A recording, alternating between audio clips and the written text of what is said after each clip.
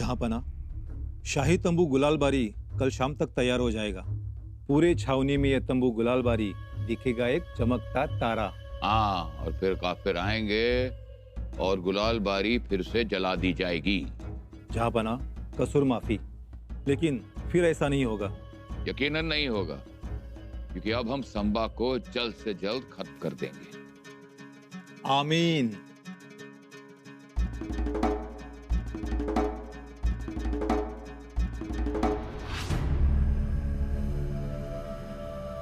मेरे अजीज सरदारों, ये तापी नदी है और उसको पार करके यहाँ पर दक्कन यानी संभाजी का स्वराज्य। जी हुजूर। वजीर आला जो भी बात कह रहे हैं उससे गौर से सुनिएगा और उस पर अमल कीजिएगा। हम सारे रसाले के साथ तापी नदी पार करेंगे। जी खाबिन।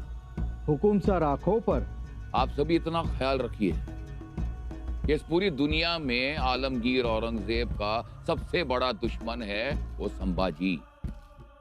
उसका नाम सुनते ही हमारे दिमाग में गुस्से से आंधियां बहने लगती है।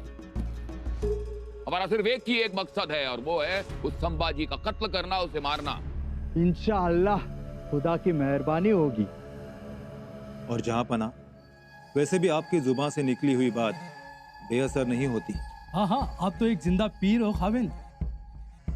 हाँ, और इसीलिए पूरी बेकरारी से नतीजे का इंतजार पूरे मुगल अवाम को है। और इसी वजह से हम दक्कन की जमीन पर अपने कदम रख रहे हैं, ताकि इस पूरी कायनात से ये संभाजी नाम का दाग और ये दीमक ये दूर हो जाए। एक बार हम संभा का कत्ल करेंगे तो अल्लाह ताला की इस दुनिया से एक बेईमान तो कम हो जाएगा। आमीन। संभा का कत्ल होने के बाद बस चुटकिया बजा के पूरा दक्कन हमारे कब्जे में होगा। फिर इस पूरे दक्कन पर, पूरे स्वराज्य पर सिर्फ और सिर्फ मुगलिया परचम लहराएगा। वाह। आमीन। हम लोग कल ही तापी नदी पार करेंगे। वाह वाह।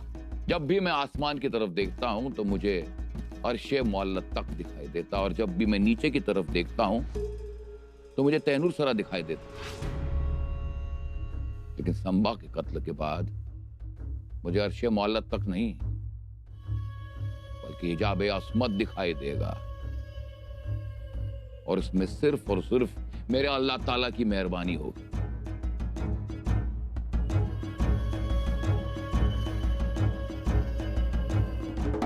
बघितलं का? आली का प्रचिती? कसली प्रचिती? अहो माझ्या तळहातावर रेषेची. का? काय झालं तुमच्या तळ हाताच्या रेषेला? भाग्योदयाची रेषा आहेत. अशी खोटी कशा पडेल? तू मध्ये मला जरा घाबरूनच सोडलं. मी काय घाबरून सोडलं? तेच तंबू जळाला, बादशाह मेला, बादशाह भाजला.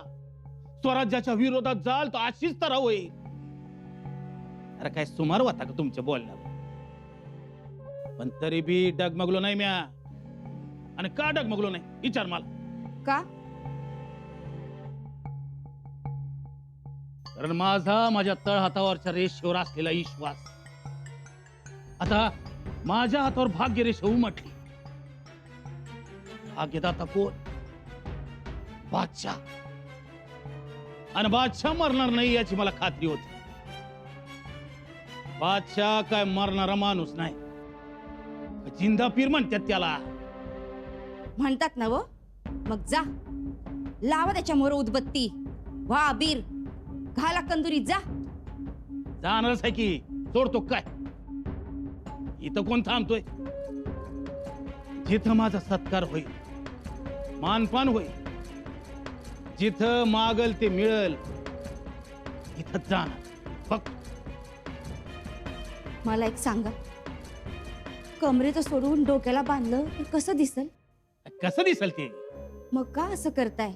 अवस्वराज्य गोरगरिबाची आबरू झाकणार. बस करो हे बकवास.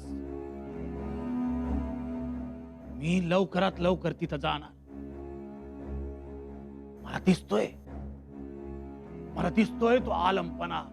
अहो का असं करताय? ते गणोजीराव एवढं सांगतात त्यांचं तरी ऐका. ते का डोक्यात घेत नाही? आता माझा मालक मीच. मी कोणाचं ऐकणार नाही. आता बघाच पुढचं चरित्रात. काय बया हे तुमचं वागणं. म्हणतात ना, हौसनी केल्यावर त्याला दिवसा खोकला रात्री ज्वर. चला स्वराज्यातलं 2 घास खाऊन घ्या, म्हणजे आणखी फुरफुराल. महाराज, औरंगजेब वाचला हे ऐकून वाईट वाटलं. म्हणजे कोडच आहे. खरं तर औरंगजेब मरायलाच पाहिजे होता. निळोपंत, खंडोजी, औरंगजेब आता जिवंत राहिलाय की काय? या स्फोटामुळे त्याला नक्कीच धडकी भरली असणार. पूर्वी जो तो गुरमीत सहज येणार होता, तो आता घाबरत येणार. आपलं धाडस वाया जाणार नाही.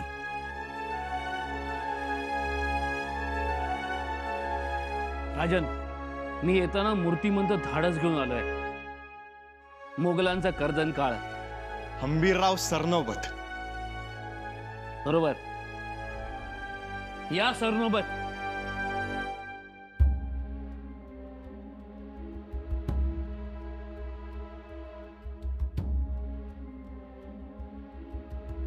मामासाहेब, सगळं क्षेम आहे ना? अचानक निरोप न देता आलात?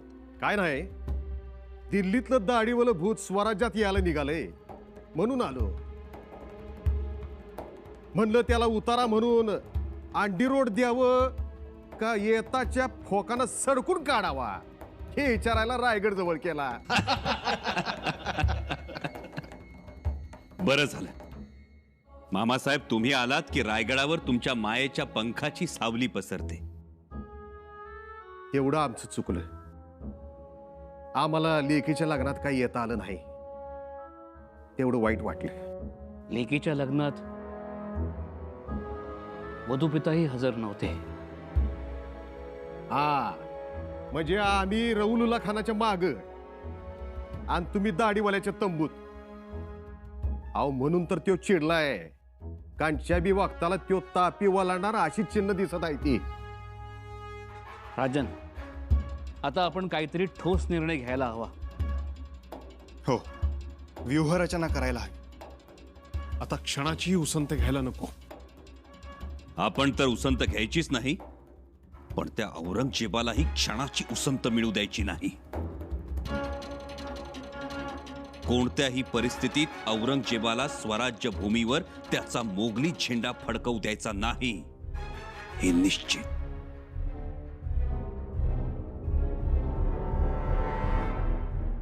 मेरे बहादुर सरदारों, तो हमारे बीच बात तय है.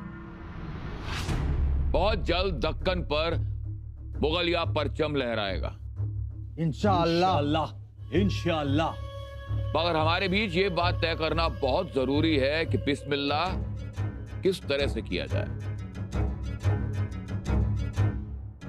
बेझिझक कहो, इस वक्त हम सब मैदाने जंग में हैं. मतलब हम सब एक हैं, कोई पर्दा नहीं. बादशाह सलामत. रायगढ़ में संभाजी की जान बसती है. हमें पहले रायगढ़ हासिल करना चाहिए. नहीं नहीं, हमें रायगढ़ के आसपास के किलों को हासिल करना चाहिए. जहांपना, हमारी सोच में यह है कि सिद्धि को हमसे बहुत मान अकराम मिले हैं, तो क्यों ना उसको साथ लिया जाए. उसका साथ मिलने पर हम कोंकण जीत सकते हैं. वाह वजीर आला, ये सुझाव बहुत अच्छा है. जहांपना, और हम ऐसा भी कर सकते हैं कि अंग्रेजों और फिरंगियों को हुक्म देकर उनको हमारे नौसेना में शामिल होने को कहेंगे. मतलब चारों ओर से संभाजी को हम घेर लेंगे. यही हमारी चाल रहेगी. वाह, तो फतेह हमारी होगी. और वैसे देखा जाए तो स्वराज में संभाजी से नाराज लोगों की तादाद बहुत बड़ी है. और तो और मैसूर के राजा चिकदेव राय, मदुराई के राजा रंगा कृष्णा और मरुवनाड के राजा सूर्या, यह सब लोग जहांपना से खिलाफत चाहते हैं. इन सबको हमारी ओर शामिल करेंगे. ऐसा करना आसान भी है और हमारे लिए फायदेमंद भी. हाँ जहांपना. मौसम बहुत खूबसूरत है वजीर आला. खजूर बस पकने ही वाला है. औरंगजेब लवकरच दख्खनमध्ये पाऊल टाकतोय. राजन, तू वेगाने येणार. खरंय महाराज, आता मोठाच गनिमी कावा करावा लागेल. पण आता गनिमी कावा केला तर तो अत्यंत सावध असणार. म्हणून राजे, मला असं वाटतं की आपण आपल्या फौजेच्या 4 तुकड्या कराव्यात आणि खिंडीत गाठून एकाच वेळी चौफेर हल्ला करावा. त्यापेक्षा त्याला आत येऊ देत. तोपर्यंत आपण आपले गड किल्ले मजबूत करू. राजे, आपण आदिलशाही आणि कुतुबशाही यांची मदत घेतली तर? ही कल्पना उत्तम आहे, कारण त्यांच्यावर हे संकट आहेच की. म्हणजे त्यांच्या 1-1 लाखाच्या फौजा जर आल्या तर आपण मैदानी लढाईतही उतरू शकू. महाराज, आता जे काय करायचंय ते लवकर आणि वेगाने करावं. आता सर्वच गोष्टी वेगानं कराव्या लागतील. राजन, आम्हाला एकच वाटतं, स्वराज्यात येणाऱ्या सगळ्या महत्वाच्या वाटांवर आपण आपल्या फौजा उभ्या कराव्यात. तरच आपण औरंगजेबाला रोखू शकू. औरंगजेब, संभाजी, तुम बचने वाले नहीं हो. हमारा पंजा तुम पर पड़ेगा और तुम हमारी गिरफ्त में. बस औरंगजेब, आम्हाला गिरफ्तमध्ये घेण्याची कुणाची मजाल. आमच्या पाठीशी आई भवानीचं वरदान आणि आऊसाहेबांच्या आशीर्वादाची कवच कुंडला आमच्या भोवती आहेत. आम्हाला कुणाचा डर नाही. तुम नहीं जानते, 5 लाख की फौज है हमारे पास, हजारों हाथी घोड़े और अनगिनत असला है. तुम्हारी क्या गिनती? फौजेच्या गिनतीवर आणि खोगीर भरती केलेल्या तट्टूंवर जंग लढली जात नाही. जंग लढली जाते ती निष्ठावंतांवर, जिगरबाजांवर आणि आपल्या मातीसाठी बलिदान देऊ इच्छिणाऱ्या निधड्या छातीच्या वीरांवर. ते वीर स्वराज्यात ठाई ठाई आहेत. तुम्हारे तेवर बहुत ऊंचे हैं, उन्हें हम खत्म करेंगे और साथ में तुम्हारा अभिमान. होय, आम्हाला अभिमान आहे. आम्हाला अभिमान आहे तो सह्याद्रीच्या कडे पठाराचा. आम्हाला अभिमान आहे आम्ही शिवपुत्र असल्याचा. आम्हाला अभिमान आहे जीवाला जीव देणाऱ्या मावळ्यांचा आणि आमच्या अभेद्य स्वराज्याचा. बोल औरंगजेब, तुला कसला अभिमान आहे? सत्तेसाठी सख्या भावांचा खून केल्याचा? संभाजी, आपल्या बापाला विषारी तेलानं मालिश करून मारल्याचा? काफिर क्या बकताय? लाडक्या लेकीला कोठडीत डांबल्याचा? पोटच्या पोराला मारण्याचा प्रयत्न करण्याचा की तुझ्यात असलेला संशयी आत्म्याचा? अरे बोल, कसला अभिमान है तुला? संभाजी, तुम्हारी हिम्मत इसीलिए बढ़ रही है क्योंकि ये हमारी गलती थी. जब तुम आगरा आए थे हमने तुम्हें जिंदा छोड़ दिया था. उसी वक्त तुम्हें खत्म कर देना चाहिए था. औरंगजेब, आम्हाला हरवेल असं रणांगण आणि आम्हाला मारेल असं मरण या भूतलावर अस्तित्वात नाही. खामोश! काफिर, तेरी ये मजाल. मजाल? औरंगजेब, अरे झाडाच्या ढोलीत बसलेल्या घुबडानं उजेडाला नावं ठेवायची नसतात. किती राग आला तरी बेडकानं शेष नागावर पंजा उगारायचा नसतो आणि उंदराच्या लेंड्यांनी ऐरावत बनवायचा प्रयत्न करायचा नसतो. तू तेच करतोयस. तुझं ते अफाट सैन्य म्हणजे उंदराच्या लेंड्या आणि आमचा एक एक मावळा म्हणजे हत्ती, ऐरावत. कौन चूहा है और कौन हाथी है ये बहुत जल्द पता चल जाए. संभाजी, मैं आ रहा हूं. ये औरंगजेब, जरूर ये, पण तू येशील तो परत जिवंत जाण्यासाठी नाही. आमच्या हरेक मावळ्याची तलवार तुझी वाट बघतीये.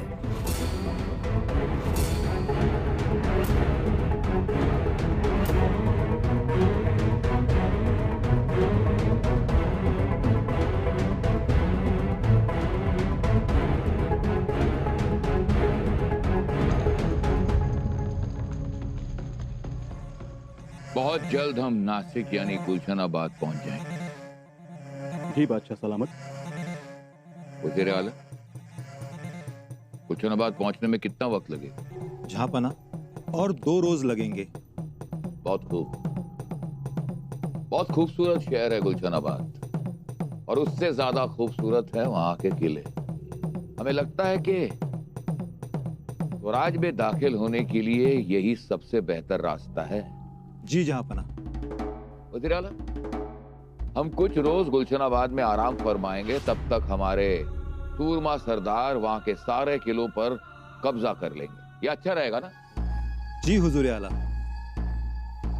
वजीर आला, गुलशनाबाद परगना में कितने किले हैं? जहाँ पना यहाँ कांचनगढ़, सोनगढ़, त्र्यंबकगढ़, मार्कंडगढ़ और घोड़प किला। और अहिवन किला, वो हरिश्चंद्रगढ़। गलत बोल रहे हो। हरिश्चंद्रगढ़ यहाँ कहाँ पे है? यहाँ हरिहरगढ़ है। जहापना कुसूर माफ। जिस इलाके पर हम हमला बोलने वाले हैं उस इलाके की जानकारी हासिल करो। हम इस पूरे इलाके को अच्छी तरह से जानते हैं। आइंदा गलती नहीं होगी खाविद। पता लगाओ कि यहाँ इस इलाके में कितने किले हैं और हर किले का किलेदार कौन है। उन सबके नाम मुझे चाहिए और कौन सा किला कितने दिनों में हासिल किया जा सकता है, ये जानकारी हमें कल तक चाहिए। जी बादशाह सलामत। जी हुजूर। तो औरंगजेब आहे, तो सावधपणे येणार। अहो आता स्वतःच्या सावलीला बी घाबरणार त्यो। मामासाहेब तो घाबरेलच, पण त्याही पेक्षा जास्त तो संशयी होईल। तो बोलेल एक पण करेल दुसरंच। खरंय महाराज। त्यामुळे औरंगजेबाला ओळखायचं तर त्याची वाचा ऐकायची नाही, त्याचे डोळे बघायचे। तो अनेक अफवा पसरवेल, अनेक हुली उठवेल, पण मनात जे काही आहे ते शेवटपर्यंत कुणाला कळू देणार नाही। बिलकुल सही राजन, आपल्याला तो गाफील ठेवेल। त्याच्या येण्याच्या वाटेवरचे सगळे गडकोट आधी बळकट करायचे। परंतु महाराज, स्वराज्यात उत्तरेकडून येणाऱ्या 70 वाटा आहेत। हो, परंतु त्या 70 वाटा त्याच्या कामाच्या नाहीत। हत्ती घोडे, त्याच्या बड्या बड्या तोफा ज्या रस्त्यावरून येणार त्या त्याच्या वाटा। मग अशा वाटा, रस्ते 15 आहेत महाराज। मग या 15च्या 15 वाटांवरचा हरेक किल्ला बळकट करा। गडावरची शिबंदी तपासून घ्या। अन्नधान्य, मीठ, मसाला, दारुगोळा सगळं सगळं नीट बघा। हाव, एवढं सगळं गडावर असलं तर मग काय लागतं किल्लेदाराला? चिलटासारखं गणी मारत बसला आरामात। बैरजी काका, आपल्या माणसांना तातडीनं बोलावून घ्या आणि हरेक किल्ल्याची सविस्तर माहिती जाणून घ्या। जी महाराज। वेळ दवडू नका। शिवप्रभूंच्या पदस्पर्शानं पावन झालेल्या या स्वराज्यात औरंगजेबाचं मनहूस पाऊल कोणत्याही क्षणी पडू शकतं। या खुदा, आज हम इस जमीन पर कदम रख रहे हैं। ये हमारी नहीं है, ये हमारे लिए दारुल हबे है। वैसे तो मेरे मौला ये पूरी कायनात आपकी है, पर ये काफिर आपको मानते नहीं। हम इसे दारुल इस्लाम में तब्दील करना चाहते हैं। मेरे मौला, आपका हुक्म है कि हम मुगलिया सल्तनत को फैलाएं। आपसे यही इल्तिजा है, यही गुजारिश है कि हमारी फतेह के लिए दुआ कीजिए।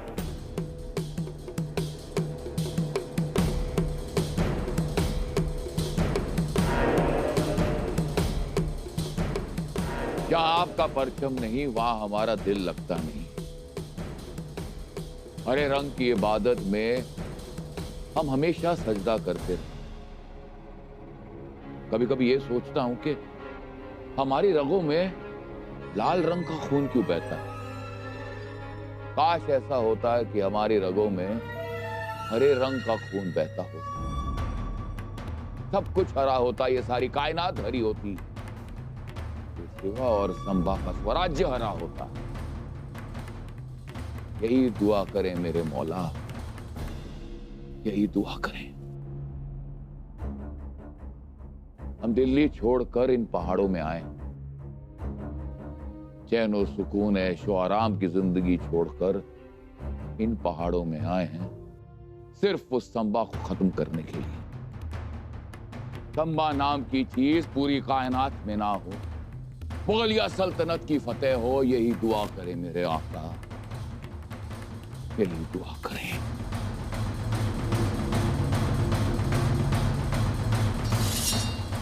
अल्लाह अकबर।